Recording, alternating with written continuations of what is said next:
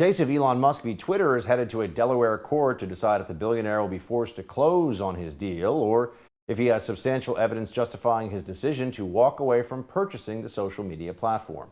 We now discuss this, former chairman of the House Intelligence Committee and now CEO, Trump Media and Technology Group, Devin Nunes. Devin, good to have you on.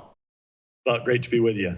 So this seems kind of nuts. Just tell everybody about what's happening here, because it started out, Elon says, I want to buy Twitter. And Twitter employees, all the way up to the CEO, throw a fit. I think they were in tears in some cases, acting like this is going to be a big nightmare situation for them. But now Twitter is suing Elon to make him complete the purchase of Twitter. Tell us what's happening.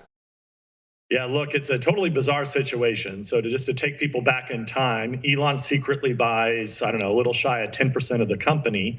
Then he gets a board seat that's kind of announced over a weekend, gets a board seat, and then I think quickly realized that he wasn't going to be able to make the changes just by sitting on the board that he wanted to make.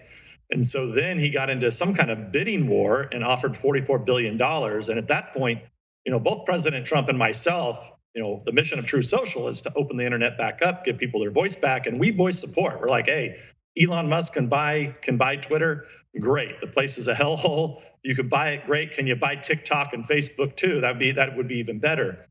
But what was obvious at the time was there was no way that Twitter could be valued at $44 billion because, no offense, Buck, to you and kind of the fake news, and you're not fake news, but you know what I mean, the people that are in your that are in your business. It's there's not normal Americans that are on Twitter, and the place has never been profitable. So how do you pay $44 billion even if you're the world's richest man? And then what I had pointed out several times is that there's just a lot of bot farms on there, a lot of spam accounts. It's a place that celebrities, Hollywood types, fake news media, they go and use Twitter as essentially a global PR wire. That's all it is. It's not a social networking company like you see at TikTok and Instagram and Facebook and what we're trying to become at True Social.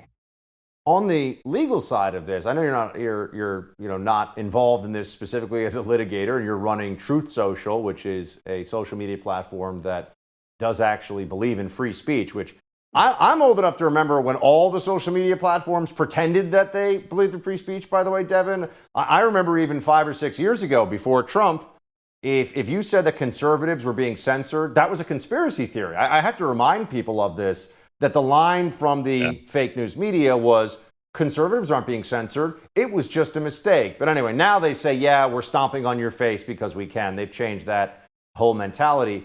But on the actual purchase of Twitter here, because I think this will have ramifications across the social media ecosystem, depending on whether this goes through or not. Here's a CNBC contributor who's saying that the case is not looking great for Elon Musk's argument, which means that he may be forced to buy the company at the agreed upon price. Watch this one. Based on what we've seen so far, and I'm including that letter he filed that said he was terminating the deal because he claimed that Twitter was in breach, it does not look like his claims are very strong. I mean, this has, as you say, this has happened before. Buyers have agreed to buy companies, things change, the markets change, and they want to back out. And when those cases have actually been litigated, very often those buyers have been forced to close, even over their own objections.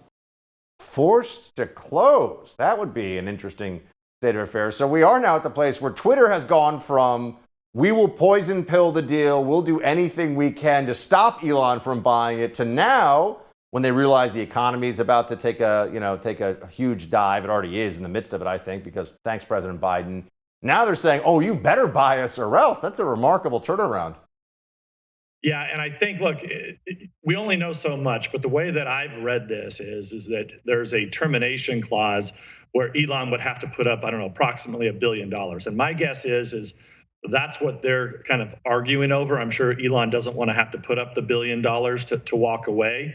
But I think for sure he has figured out that the place is full of bot accounts and spam accounts. And I think that's a problem. So look, at the end of the day, this is all going to come down to, who's the judge in Delaware? Does this go to a jury trial, or do they ultimately reach some type of resolution?